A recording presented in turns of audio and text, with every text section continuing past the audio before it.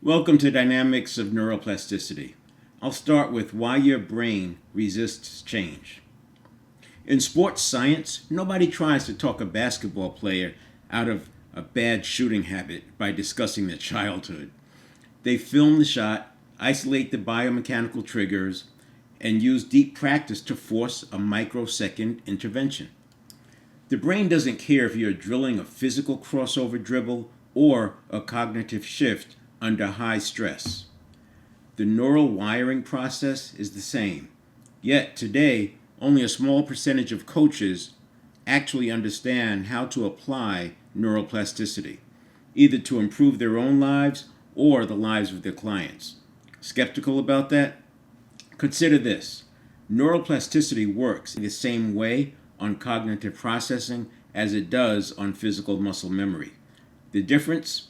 With cognitive processing, you're asking the brain to change the neurological loop that's actively fighting to stay the same. This is why so many people conflate neuroplasticity with mindset, but they aren't the same thing. In fact, they operate in completely different systems.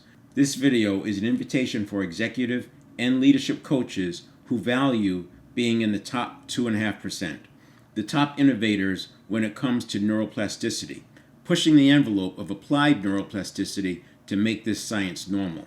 Here's the problem we're actually fighting. We treat our conscious thoughts and our subconscious habits as if they're the exact same thing, as if they both represent the soul or the true self.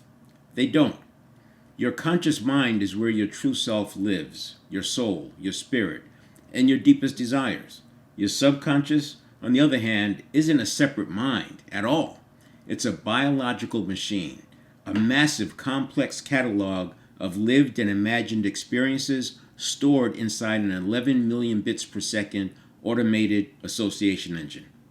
Let's take a look at this slide. As you can see, we got path A without neuroplasticity and path B with neuroplasticity. So the process, you're trying to out-talk the old habit, hoping the network of neurons will somehow figure out how to rebuild itself over time. But when you choose path B, the science-backed path with neuroplasticity, you're directly targeting the automaticity layer. You're intercepting the trigger instantly and intentionally injecting a new default track. That new path of least resistance results in the old one going dormant. Now, actually, it doesn't matter what your favorite go-to framework or processes are.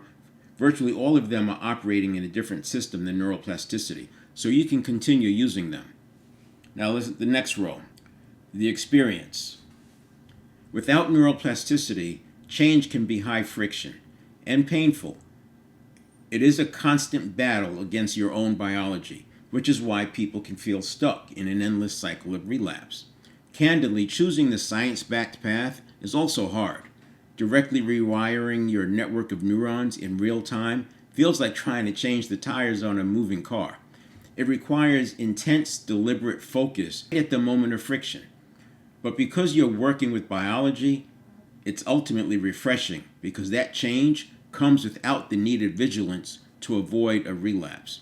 This is why it enables breaking through the comfort zone so effectively. Now, the outcome. The blind path is slow and fragile. It can take months, years, or even decades of talking through the story to see progress.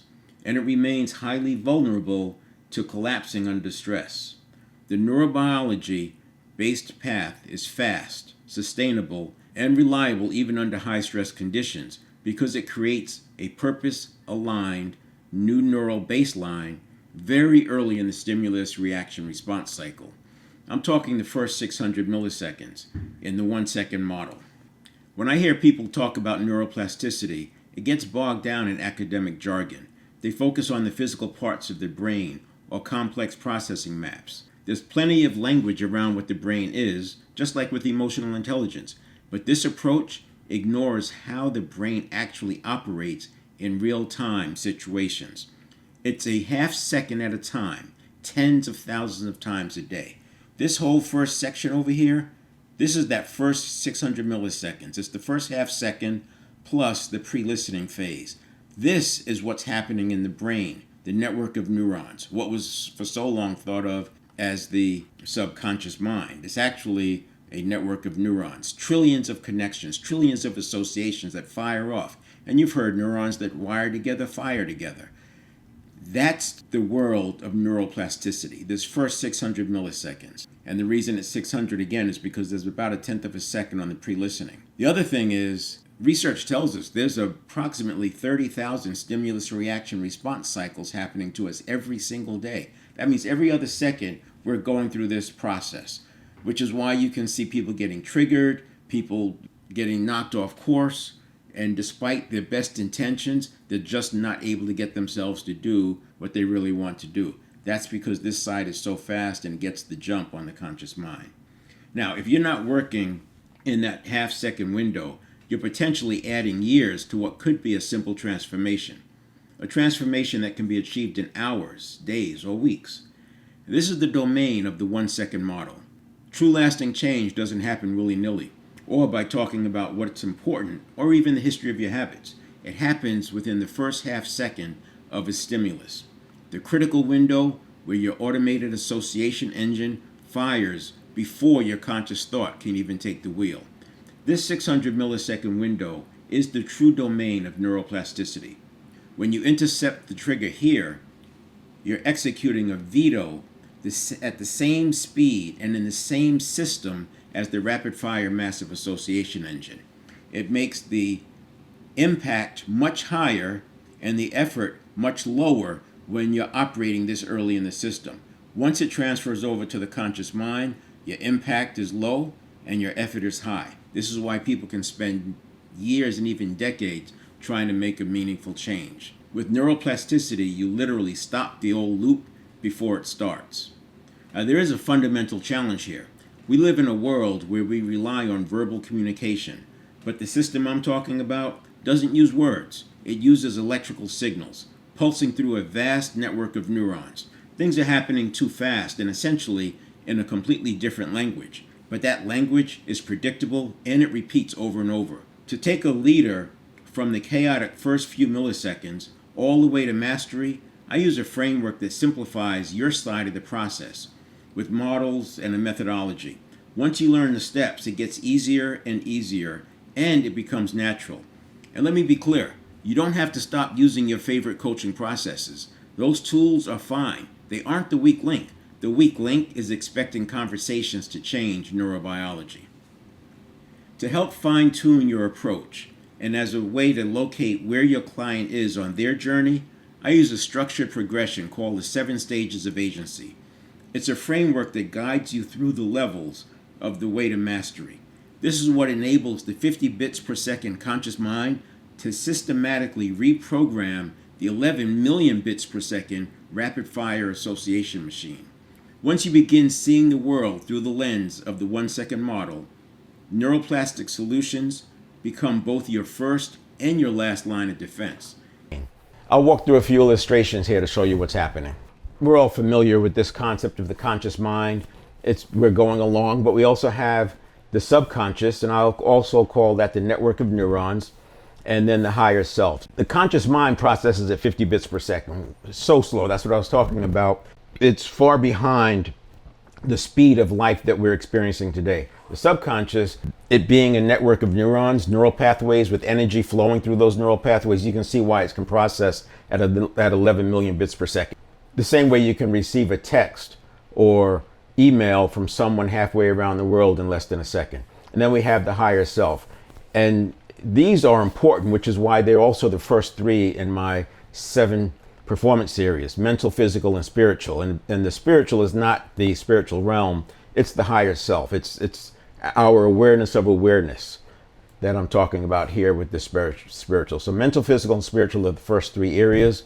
Emotional is the 4th, and those are the ones that we have to master to keep from getting hijacked as we pursue relationships, professional and financial, the final 3. When we have a major shift in our lives, we change jobs, we start a business, we're expecting something like this, that nice inflection point. Too often, it just continues the same. We just continue going along the same as everyone else. This is elusive. This is very difficult using just the conscious mind, because you need all 3 operating together. You need the alignment from the subconscious, and you need the alignment from the higher self to make that happen. And let's just say this is some period of time, more than 2 years, less than 20, some period of time. And we're moving along, and we have these stimulus reaction responses. Something happens, we see it, we make a choice, we move on. Something else happens, we make a choice, we see it, we move on. But every once in a while, something may happen and it's big enough, it gets our attention, and next thing you know, we're spiking up a little bit. We're getting a little bit of emotion involved. And before we can come back down, we start thinking about other things that are related to it and how there may be some other problems. And that creates a little bit more of a spike.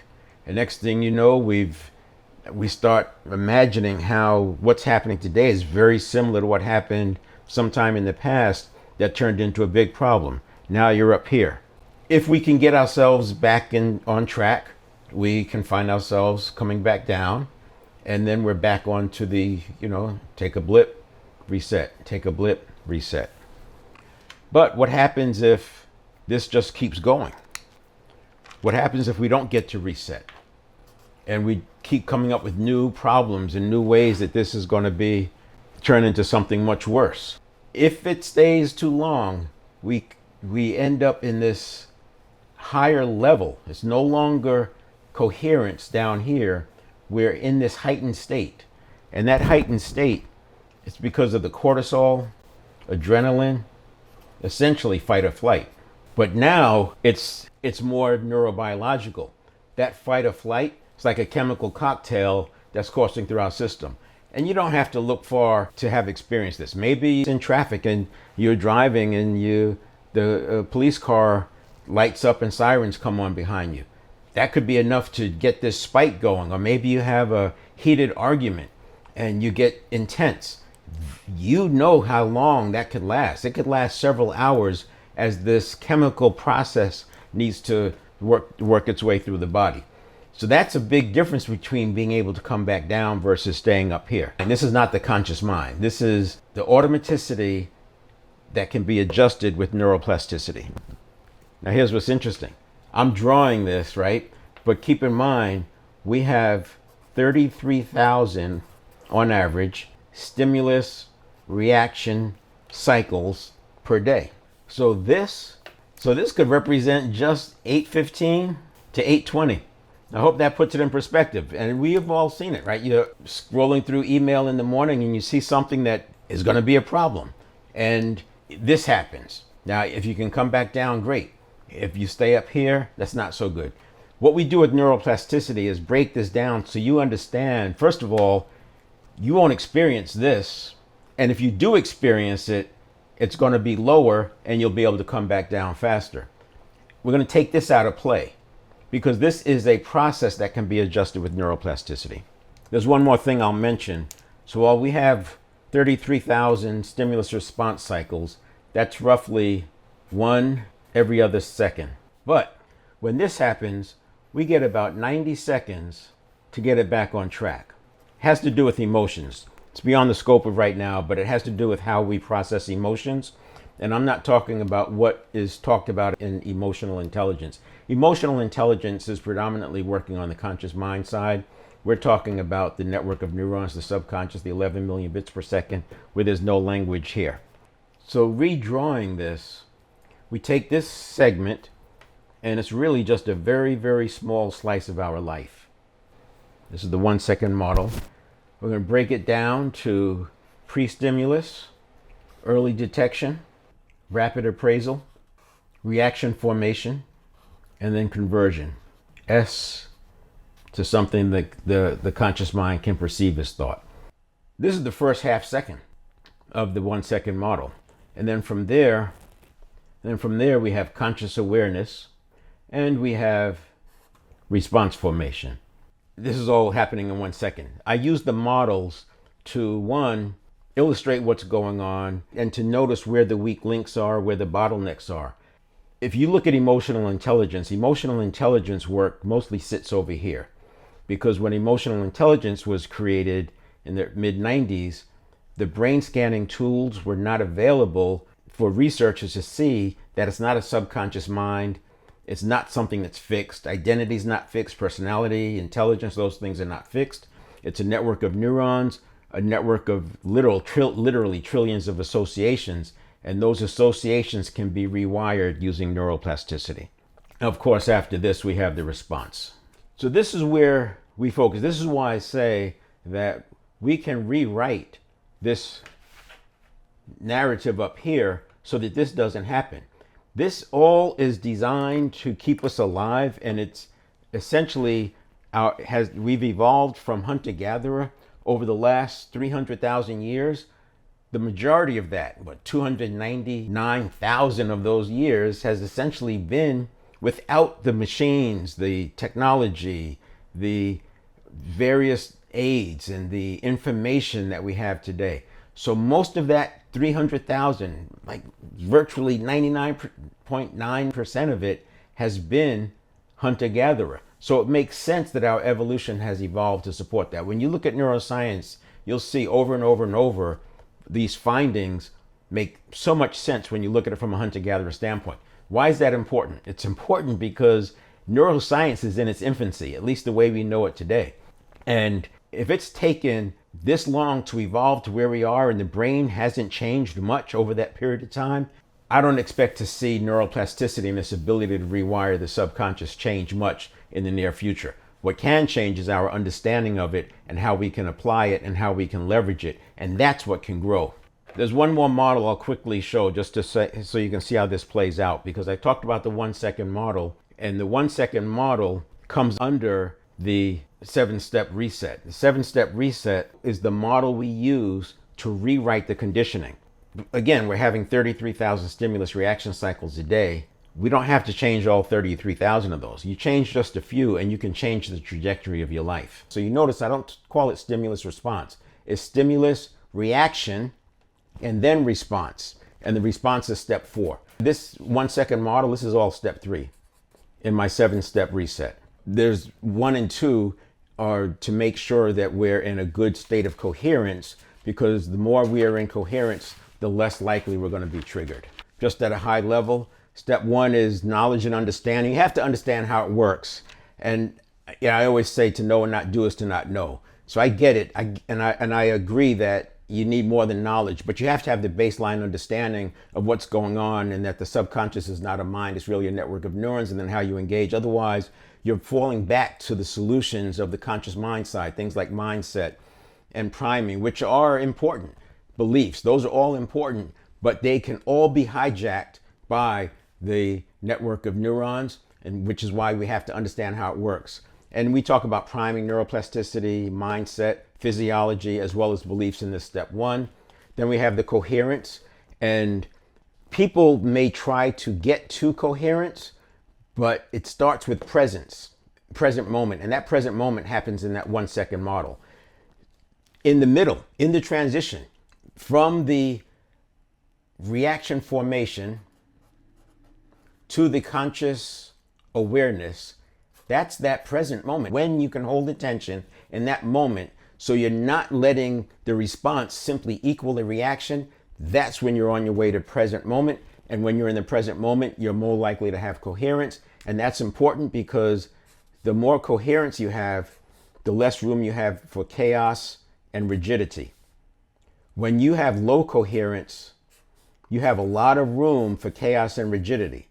Chaos is like drama and heading towards crashing out. Rigidity is like a fixed mindset. Now, I was talking about the sides. I call it the conscious mind side and the network of neurons side. And this is basically the 1 second model. In the 1 second model, you have the first 600 milliseconds. It's 1/10 of a second for pre-listening. And then you have your 5/10 of a second. And then over here, you have another half second. Of course, it's a little bit less than a half second on the conscious mind side. But remember, we should be pausing. And people try to have that pause between reaction and response. But if you're already triggered and it's happening at the 11 million bits per second, you've lost the initiative. Using automaticity, that pause sits there between response formation and your actual response. That's why the response is a step 4. What's interesting is if you look at it with muscle memory and coaches spend very little time intellectualizing, and they get on the field and they're practicing, they're drilling.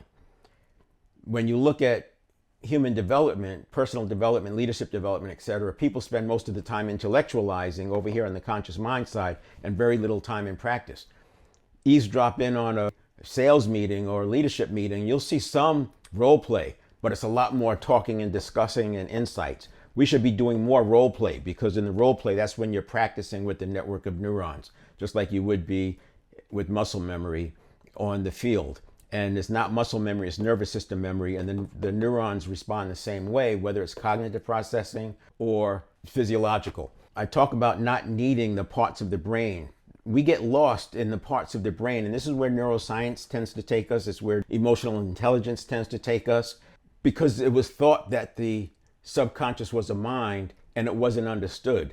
We have to get away from talking about the parts of the brain for lay people, because all the neurons behave and respond the same way. If I want to change my path of least resistance, which is basically a habit, in a physical activity, I approach the network of neurons the same way that I approach them when it's cognitive processing and a habit, whether it's a reaction habit or a behavioral habit or an identity.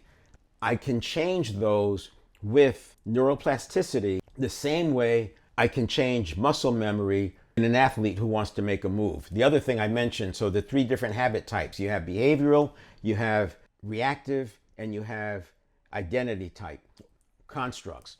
Behavioral habits, most people feel like professionally, oh yeah, I can solve my habits. I've learned to not interrupt. I can stop scrolling social media. I run when I'm supposed to run. I go to the gym when I'm supposed to go to the gym. Those are behavioral habits, no problem.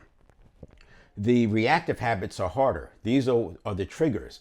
And the solution for reactive habits tends to be avoidance, because it's hard to wrangle that in. We'll solve that with neuroplasticity 100%. And then you have the identity type habits, identity and personality. And this is why my favorite client to work with is a person who thinks they've tried everything, because when you're attempting to change identity and personality, these are constructs, and you're trying to change them at the construct level, this is a non-starter. That would be like a coach going in and trying to optimize a complex play at the play level. No, they first start with the individual movements and the skills of each part of that play and working on the weak links. I agree we should be working on strengths, but you have to have the weak links up to a point where it's not going to hurt, right? So you have the coach is going to work with the individual players, get their skills up to where they need to be, get them moving, and then they build on those skills working together until it becomes a play.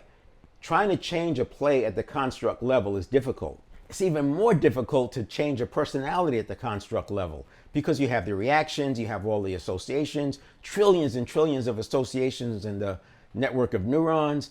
You have all the habits, the 0 to 7 conditioning, which is different than the next person's 0 to 7 conditioning. So all this data about how to change, it doesn't hold up. Essentially, the brain is an efficient machine, and neuroplasticity has a high metabolic demand. And so the brain is always being efficient. This is where homeostasis comes from. Homeostasis is stability at the status quo. By using these principles, we build allostasis. Allostasis is stability on an upward trajectory. The reason why hacks don't work, the reason why they're not sustainable, is because they get absorbed into the homeostasis. Remember, the brain and the central nervous system are biased towards having us live in that familiar zone. And so as you introduce a hack, yes, it works for a little bit, but it gets absorbed. You have 100 billion neurons, each connected with thousands of other neurons. There's just way too many associations. And what happens is people, if they fall right back to doing things the way it's always been done. That's how you get those flat lines. It's not really flat, it's slightly upward, but that's how you get those steady lines instead of that inflection point that we look for. That inflection point is very possible. I say you want to start with purpose because it does require inner work, but where the time is measured in weeks and months, not years. Whether you're interested in pursuing a lifelong interest that may have seemed out of reach, or simply considering the highly defensible anti-aging benefits to expand your own allostatic capacity, let's keep the conversation moving forward. you have two options, one passive, one active. You can follow my Dynamic Leadership Center company page, where I'll regularly post how-to content related to neuroplasticity, including live streams with interaction. Or you can click the link that's with this message and join the group Dynamics of Neuroplasticity. There we'll get involved with roundtable discussions, real-world problem solving through the lens of neuroplasticity, as well as collaborations recorded and live with group members to keep advancing our understanding and ability to apply neuroplasticity. Regardless, I recommend following the Dynamic Leadership Center company page, and you can also take that next step and click the link that's with this message so you have the option of participating in the roundtable discussions, exploration of real-world situations, as well as interacting with other members who are all interested in neuroplastic solutions. And I'll see you on the other side.